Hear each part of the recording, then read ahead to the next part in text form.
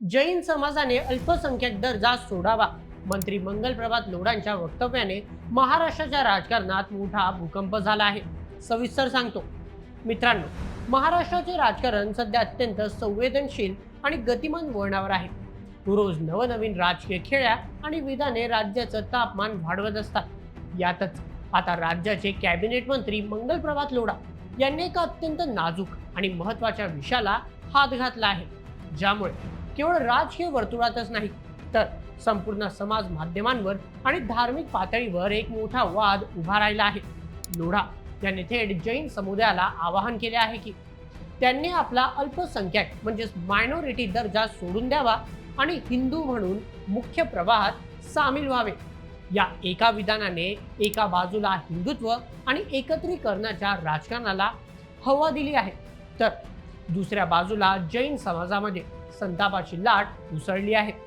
आमचा धर्म वेगळा आहे, अल्पसंख्याक दर्जा ही कोणाची भीक नाही, अशा कडक शब्दात जैन समुदायाच्या नेत्यांनी लोढांना सुनावले आहे. हा केवळ एका मंत्र्याचे विधान आणि एका समाजाचा विरोध इतकाच मर्यादित विषय नाही. यामागे हजारो वर्षांचा इतिहास, संस्कृती आणि राजकारणाचे मोठे जाळे आहे. मंगल प्रभात लोढा नेमके काय म्हणाले? जैन समाजाने त्यांना काय उत्तर दिले? जैन खरोखरच हिंदू आहेत का? आणि जैन धर्माचा मूळ इतिहास काय आहे? चला, या संपूर्ण प्रकरणाचे सविस्तर आणि सखोल विश्लेषण करूया आजच्या या व्हिडिओमध्ये. मंत्री मंगल प्रभात लोढा यांनी जैन समाजाच्या सद्यस्थितीवर बोट ठेवत एक मोठा राजकीय आणि सामाजिक दावा केला. लोढांच्या मते जैन धर्म हा मूळ हिंदू संस्कृतीचा एक अविभाज्य भाग आहे, पण मुघल, इंग्रज आणि स्वातंत्र्यानंतर काँग्रेसने फूट डालो आणि राज करो या कूटनीतीचा वापर करून हिंदू समाजाचे तुकडे केले. त्यांनी एक धक्कादायक दावा केला की एकेकाळी दक्षिण भारतात जैन समाजाचे प्रमाण 22 ते 23% होते, ते आज घटून केवळ 3% आले आहे. हे केवळ आकडेवारीतील बदल नसून एका मोठ्या राजकीय षडयंत्राचा परिणाम असल्याचे ते म्हणाले. मुस्लिम समाजात अनेक जाती असूनही काँग्रेसने त्यांना संघटित ठेवले, पण हिंदूंना जाती धर्माच्या कप्प्यात अडकवले, असा आरोप करत लोढा म्हणाले की आता ही गुलामगिरीची मानसिकता आणि अल्पसंख्याक दर्जा झुगारून जैन समाजाने मुख्य प्रवाहात यायला हवे. राम जन्मभूमी आंदोलनाप्रमाणेच आता आम्ही हिंदू ही भावना प्रबळ करण्याची गरज आहे. समाजातील मुनी आणि विचारवंतांशी चर्चा करून सहमती झाल्यास हा दर्जा कायदेशीरित्या काढण्याची प्रक्रिया राबवता येईल, असेही त्यांनी सुचवले. लोढांच्या या हिंदू एकत्रीकरणाच्या प्रयत्नाला जैन समाजातून मात्र कडाडून विरोध झाला. जैन अल्पसंख्याक आर्थिक विकास महामंडळाचे अध्यक्ष ललित गांधी यांनी या विधानाची अक्षरशः पिसे काढली.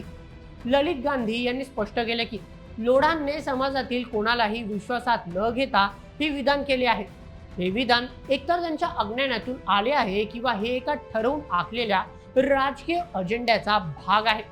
जैन धर्माला मिळालेला अल्पसंख्याक दर्जा ही कोणतीही सवलत किंवा भीक नसून तो भारताच्या संविधानाने दिलेला घटनात्मक अधिकार आहे. हा दर्जा सोडणे म्हणजे स्वतःच्या स्वतंत्र अस्तित्वाला नाकारणे होय. आम्ही हिंदू संस्कृतीचे पालन करते नक्कीच आहोत, आम्ही एकत्र राहतो, पण याचा अर्थ असा नाही की जैन धर्म ही हिंदू धर्माची शाखा किंवा उपशाखा आहे. धर्म आणि संस्कृती या दोन वेगवेगळ्या गोष्टी आहेत, असे गांधी यांनी अत्यंत स्पष्ट शब्दात सुनावले. जैन समाज आता शांत बसणार नाही आणि हा अधिकार हिरावून घेण्याचा कोणताही प्रयत्न पूर्ण ताकदीने हाणून पाडला जाईल, असा थेट इशाराच त्यांनी दिला आहे. मंगल प्रभात लोढा आणि ललित गांधी यांच्यातील या वादामुळे सर्वसामान्यांच्या मनात एक प्रश्न निर्माण झाला आहे. जैन आणि हिंदू एकच आहेत का? त्याचे उत्तर समजून घेण्यासाठी आपल्याला संस्कृती आणि तत्वज्ञान यातील फरक समजून घ्यावा लागेल. सर्वप्रथम सांस्कृतिक साधर्म्य. दैनंदिन जीवनात हिंदू आणि जैन समाज अत्यंत एकरूप झाला आहे. दिवाळीसारखे सण दोन्ही समाज साजरे करतात, जरी त्याची कारणे वेगवेगळी असली तरी. विवाह, व्यापार आणि सामाजिक व्यवहारात हिंदू आणि जैन यांच्यात कोणताही भेद सहसा दिसत नाही. त्यामुळेच वरवर पाहता दोन्ही धर्म एकच वाटतात. द्वितीय, धार्मिक आणि तत्वज्ञानातील भेद. भारतातील प्राचीन धार्मिक परंपराचे दोन मुख्य प्रवाह आहेत, वैदिक परंपरा आणि श्रमण परंपरा. सर्वप्रथम हिंदू धर्माची वैदिक परंपरा समजून घेऊया. हा धर्म वेदांता सर्वोच्च प्रमाण मानतो. ईश्वर हा या सृष्टीचा निर्माता, पालनकर्ता आणि संहारक आहे, यावर हिंदू धर्माचा विश्वास आहे. द्वितीय, जैन धर्म. श्रमण परंपरा. जैन धर्म वेदांचे प्रामाण्य म्हणजे ऑथॉरिटी ऑफ वेदास मानत नाही. सर्वात महत्त्वाचा फरक म्हणजे जैन धर्म कोणत्याही निर्मात्या देवाला म्हणजे क्रिएटर गॉड मानत नाही. त्यांच्या मते हे विश्व अनादी आणि अनंत आहे. हे कोणीही बनवले नाही. माणूस स्वतःच्या कर्मांनी स्वतःचे नशीब घडवतं आणि मोक्ष मिळवतो. थोडक्यात सांगायचे तर जैन धर्म हा हिंदू धर्मातून फुटून निघालेला पंथ नाही, तर तो भारताच्या मातीतच जन्मलेला एक पूर्णपणे वेगळा, स्वतंत्र आणि समांतर चालत आलेला धर्म आहे. ललित गांधी यांनी म्हटले आहे की जैन धर्म हा एक प्राचीन आणि वैज्ञानिक तत्वज्ञान आहे. त्याचा इतिहास काय आहे, चला पाहूया. अनेकांना असा गैरसमज आहे की जैन धर्माची स्थापना भगवान महावीरांनी केली, म्हणजे सत्य नाही. जैन धर्म हा अत्यंत प्राचीन धर्म मानला जातो. जैन धर्मात 24 तीर्थंकर म्हणजे मोक्षाचा मार्ग दाखवणारे महापुरुष होऊन गेले. भगवान महावीर या परंपरेतील शेवटचे म्हणजेच 24वे तीर्थंकर होते. जैन धर्माचे पहिले तीर्थंकर भगवान ऋषभदेव म्हणजेच आदिनाथ हे होते. त्यांचा उल्लेख हिंदूंच्या ऋग्वेदात आणि भागवत पुराणातही अत्यंत आदराने आढळतो. यावरून जैन परंपरेचे प्राचीनता सिद्ध होते. 23वे तीर्थंकर भगवान पार्श्वनाथ इसवी सन पूर्व 8वे शतक यांनी जैन धर्माला एक संघटित रूप दिले. त्यानंतर इसवी सन पूर्व 6व्या शतकात भगवान महावीरांनी जैन धर्माच्या तत्वज्ञानाचा मोठा प्रसार केला. तो काळ असा होता जेव्हा समाजात कर्मकांडे आणि यज्ञ यागण्याची प्रस्थ वाढले होते. महावीरांनी सर्वसामान्य लोकांना समजेल अशा प्राकृत भाषेत उपदेश केला.